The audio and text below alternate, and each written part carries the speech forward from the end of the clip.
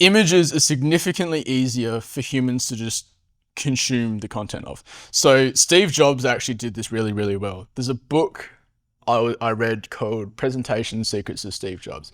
He was a minimalist in real life. So he was also a minimalist in his presentations.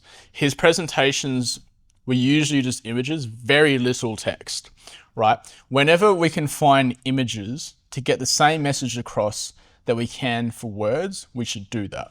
Because an image is worth 1,000 words. Yeah, or yeah, literally that, right? Because if you just have like lines and lines and lines and lines and lines. Boring. And lines, yeah, like I'm not reading that fucking essay. But the other thing as well is if we think back to what we were talking about before, logical versus emotional thinking. Images unlock the more emotional part of the brain. Words analytical, it slows down heaps, right? And so the split test that I ran was version A was just like dot points of like what the program was.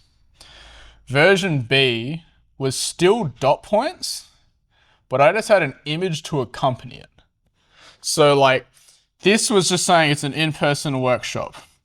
This was saying it's an in-person workshop. Here's a photo of like Kira talking to someone in a workshop, right?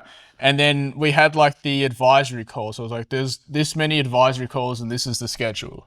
This one was there's this many advisory calls. This is the schedule. Also, here's just a fucking photo of the calendar, right? Double the conversion rate. Right. Is there a version C? Nah, I've not a version C yet. Come and sit. I wonder what I'll do next. Actually, that's a good train of thought. If you were to make a version C, would you maybe do a very short video about it instead? I'd do like a GIF would be great. Yeah, a GIF. Yeah, like a GIF would be really good because it would load quickly. They wouldn't need to press it either. It wouldn't slow down the page load speed. Number 2 is trust. So how much can I trust this thing? Now, there's a couple of different ways trust is built. One of them, I actually used to have a slide on this in the workshops. I took it out to lower psychological resistance, frankly. But I always say landing pages are this cross-section of a Venn diagram between fashion and function. And you want to lie somewhere in the middle there. So fashion is it looks pretty, it has like cool animations and stuff like that. But what you think, right? What do you mean? So fashion is a subjective term. Oh, that's true, yeah. Right? Versus science. So if it's a subjective term, it's like, what do you think for good fashion is? Yep. But what about this side of it? Function is like follows all these principles like low clicks, low keystrokes, low scrolls, like high. Think of function as the conversion rate. Fashion is like how you kind of get there and the language around it or the art around it. And then the function is the customer's side of it, which is... It's easy to use, it's operational, low clicks, low... But it's more important because that's what gets you the sales, the bottom line. Well, if you're all function, it might tank your conversion rate a little bit because if you just look like a fucking ad you'd click from like a porn ad and it looks like it was built in the 2000s, you're like, dude, I'm not putting my fucking contact details into this, and if I have to stick my dick in it, I'll get a rash, right? If the landing page looks untrustworthy, doesn't matter like how dialed in your physical resistance is, it's like, dude, I don't fucking trust this thing, right? So you need to find this balance between the two. You do that by fucking around and finding out to get to the middle, right? Yeah, because what happens is sometimes you get web developers and they're like, look at all these crazy animations we got. And it's like, I don't know how to fucking contact you.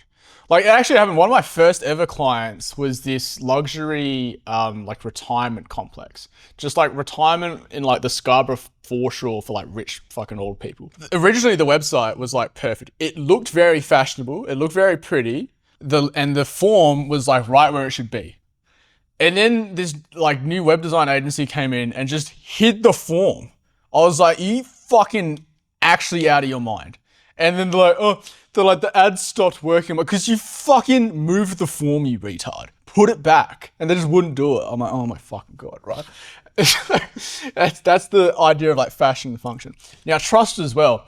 I could talk about trust for fucking ages. Trust is the most important thing. Especially and trust is evolving as well. So I'm going to spend some time on this one. So the first one is a lot of people make this mistake. They'll put their testimonials in rich text. So what that means is I send you a text message saying Sev's great. And then you just write out on your landing page, Sev's great, Brandon Williamson. What's a better way to do it? Better way to do it is fucking screenshot my message. It's harder to doubt. But the other thing as well, what I'm noticing, because we're in a hyper skeptical period of history in advertising, really history in general. With AI and shit too. Yeah, exactly. People want to be able to see that these people are real.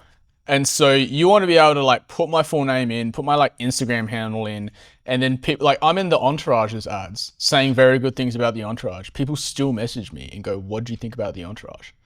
Like I just send them the fucking transcript for the ad, and then like they still want to confirm. Like especially they want to confirm like, "Hey, you said this months ago. Do you still feel about like this now?" Yeah, same with Reddit. The other day you were talking about Reddit. Yeah, because I made like a Reddit post, like these guys legit, and then one of our members sent it to me, so I just put it on Instagram. A couple of our members like dived in there, right? Nice.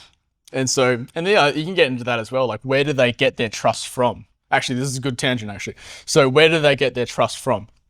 So you can present them trust, but where else are they going to go, right? They'll go to Google, they'll go to Reddit, they'll go to ChatGPT. They'll ask like, "Is Brandon Willington a scam?" They'll try and contact like so many of our members that are, because obviously we have so many testimonies. So many of our members get messages from people that are like, just It's undeniable. yeah.